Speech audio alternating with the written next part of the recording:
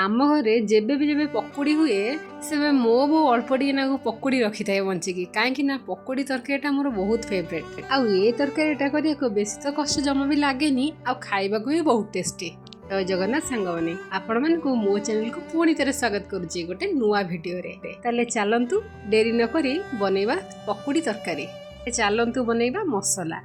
मसला रे आमे 3टा बड़ बड़ पियाज छोट खंड अदा अल्प टिके रसुण ही नबा आउ तादरे 2-3 खंड कंचा लंका नबा आउ गोटे छोट छोट कटा होता टमाटर नबा। टमाटोटा पकईले टेस्टा भल आसे आउ गोटे चामच भरी जीरा ताको भलसे चिकन करी बाटी दबा। 1-ରୁ 2ଟା आलू नबा आ ताको एमती लंबा लंबा करी काटिबा। आलूटा को भलसे छाणी दबा बा भाजी दबा। भाजी देला परे ताको गोटे जगह काटी दबा। आउ हां आपण माने कमेंट रे मते निहाती जणेबे तो काहा काहा घरे पकुड़ी तरकारीटा केमती केमती हुए आउ काहाकू काहाकू पकुड़ी तरकारीटा बहुत पसंद जेमती मो भलिया। भाजी के काढ़ी सारा परे सेई कड़े रे अल्प टिके तेल नहीं अल्प टिके चीनी देवा ताकि कलरटा भल आसीबा पई। एटा भुरभुर की उठिबो सेतेबेले आमे 1-ରୁ 2ଟା खंडे तेजपत्र चिरिकी पकेबा आ तादरे हमर कटा हेतिबा पियाज 1-ରୁ 2ଟା पकईदबा ताको भलसे एपट सेपट कर भाजवा। भाजिला बेले देखिए पियाजटा जितेबाला क्यारामेलाइज होगा लगे जमी टे ब्राउन ब्राउन कलर होगा लगे से आम कटा होता टमाटर आउ गोटे काटिकी पकेबा ताको भी भलसे भाजवा। तादरे स्वाद अनुसार लुण पकेबा। लुणटा पकई सारापर टमाटर टिके पानी छाड़क लगे आउ टमाटर आउ पियाज पूरा जमी नरम नरम हवाक लगे।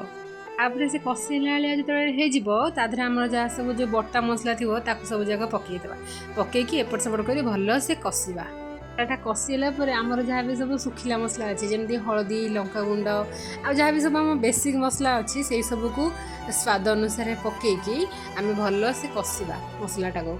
जितेबाला मसलार तेल छाड़क लगे से देखिए जे आम मसलाटा परफेक्टली कषि जाए बढ़िया गोटे बास्ना भी आसवाक लगे। आउ हाँ सांग मैंने आपण मैंने वीडियो तो देखुं सब्सक्राइब करूना मो वीडियोटा जब भल लगी थाए तो मो वीडियो को लाइक करूँ मो चैनल को सब्सक्राइब करूँ आउ फैमिली फ्रेंड्स रिलेटिव सांगे शेयर करूँ आउ घरे बनईकी करी निजे खातु आउ मते कमेंट जनइबे कि पकुड़ी तरकारीटा केमती लगिला। एपटे मसलाटा कषिला तादर अल्प टिके पानी देदेबा।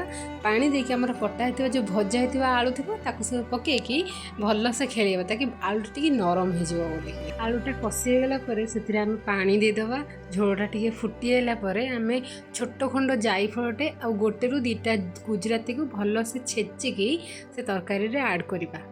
आउ से आम जो तक पकुड़ी थिला ताको सब पकईदेवा पकईकी 2 मिनिट खंडे फुटवा को छाड़ीदवा। तापर कौन रेडी होगा गरमा गरम पकुड़ी तरकारी। आपण मानकर एमती भल पाइबा और सपोर्ट रहिले मु एमती नुआ नुआ वीडियो आनिबी। Please subscribe my channel.